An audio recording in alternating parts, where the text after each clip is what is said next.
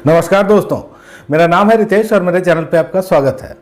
दोस्तों, आज बात करेंगे सीरीज कर्म युद्ध के बारे में। ये आई है डिज्नी प्लस हॉटस्टार पे। डायरेक्टर हैं रवि अधिकारी और ये श्री अधिकारी ब्रदर्स का प्रोडक्शन है।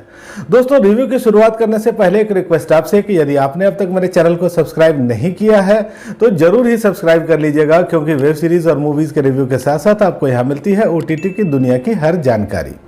तो दोस्तों, शुरुआत करते हैं स्टोरी लाइन से।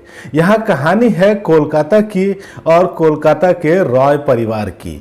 ये जो परिवार है ये एक बड़ा औद्योगिक परिवार है और बंगाल में ही नहीं देश में भी इस परिवार का एक स्थान है।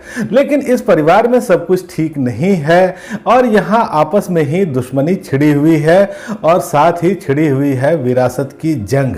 तो इस जंग में कौन सफल होता है, किसके हाथ ये कंपनी लगती है और शहमात का खेल किस तरह से आगे बढ़ता है, यही आप इस सीरीज में देखते हैं। दोस्तों, अगर देखा जाए तो इस सीरीज की जो बेसिक कहानी है वो अच्छी है, लेकिन जो स्क्रीन प्ले है वो काफ़ी बिखरा हुआ है और डायरेक्शन भी कई जगहों पर आपको कमज़ोर दिखता है।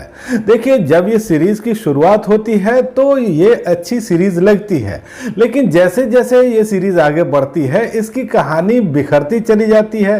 कई सब प्लॉट्स ऐड होते जाते हैं, कई किरदार ऐड होते जाते हैं और ये फिर उसी तरफ से कहानी आगे बढ़ने लगती है। और दोस्तों, इसमें आपको ऐसा लगता है कि ये सीरीज काफ़ी स्लो हो गई है, काफ़ी स्ट्रेस्ड हो गई है। कुछ चीज़ें हैं जो हमको इतने लंबे लंबे चीज़ दिखाई जा रही हैं और ऐसे में जो मुख्य कहानी है वो कहीं पीछे छूट गई है।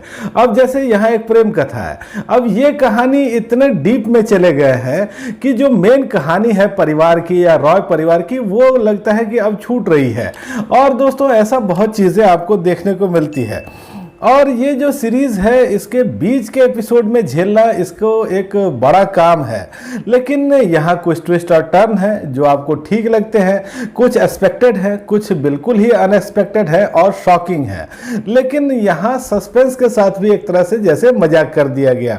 अब जैसे यहाँ एक सस्पेंस रखा गया था और उसको एक किरदार पहले बोल देता है, बाद में उसको हम फिर पर्दे पे होते हुए देखते हैं, तो सस्पेंस का जो एक थ्रिल होना चाहिए वो बिल्कुल ही खत्म हो जाता है। इसके अलावा दोस्तों, एक दो चीजें हैं जो ठीक लगती है, जैसे यहाँ मीडिया वाला जो एंगल है वो अच्छा रखा गया और हम देख सकते हैं कि किस तरह से बड़े औद्योगिक घराने मीडिया को अपनी मुट्ठी में रखते हैं और उसका अपना इस्तेमाल करते हैं अपने फायदे के लिए।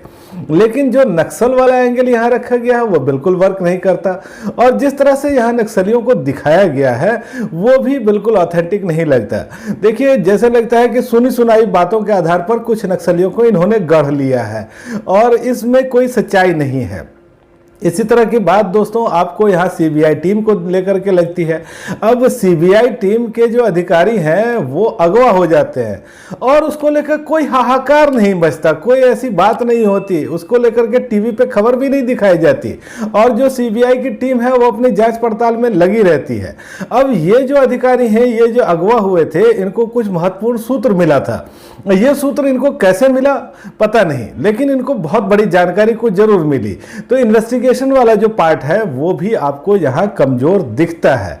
और दोस्तों देखिए, जिस तरह से यहाँ लास्ट में कहानी को कसने की कोशिश की गई है, लास्ट में एक प्रेस कॉन्फ्रेंस दिखता है आपको और वहाँ बहुत सारे सवालों के जवाब हमको मिलते हैं। तो ऐसा लगता है जैसे अब इस कहानी को इनको खत्म करना था, तो हड़बड़ाहट में इन्होंने वो उसको समेट दिया और सारे सवालों के जवाब एक क्वेश्चन आंसर के तौर पे इन्होंने दे दिए। तो ये देखिए, एक अच्छा कह तो सकते हैं, एक अच्छी कोशिश कह सकते हैं, लेकिन बहुत मजेदार कोशिश है ये आप नहीं कह सकते। तो कुल मिलाकर के दोस्तों, ये जो सीरीज है ये एक एवरेज सीरीज ही कही जाएगी। मैं तो ये कहता हूं कि ये जो कहानी है उसमें एक संभावना थी, लेकिन खराब राइटिंग और एवरेज निर्देशन ने उस संभावना को खत्म कर दिया, पोटेंशियल को खत्म कर दिया।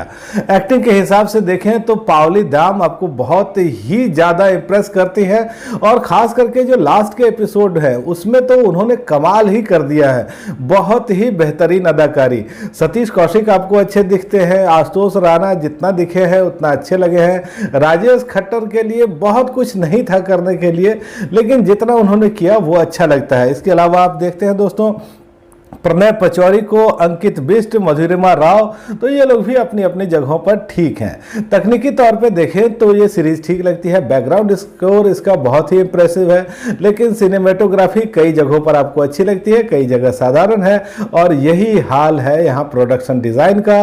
कुछ दृश्य तो इसके बहुत ही भव्य हैं, बहुत खूबसूरत हैं, लेकिन जो दूसरे दृश्य हैं वो उतने अच्छे नहीं बन पड़े हैं। तो दोस्तों 8 एपिसोड आए हैं इसमें, 35 से लेकर के 40-45 मिनट के आसपास, और इसमें कुछ जगहों पर आपको किसिंग के सीन दिखते हैं, कुछ एंटीमेसी के सीन है, कुछ जगहों पर गाली गलौज भी है। और दोस्तों अगर इस सीरीज को अगर फाइनल रेट किया जाए तो मैं इसे दूंगा 5 में से केवल 2.5 अंक, यानी कि एवरेज सीरीज। दोस्तों आज इतनी ही बात। आपको ये रिव्यू कैसा लगा मुझे कमेंट करके बताइएगा, और आपने ये सीरीज देखी है तो भी मुझे बताइएगा कि आपको कैसी लगी। धन्यवाद।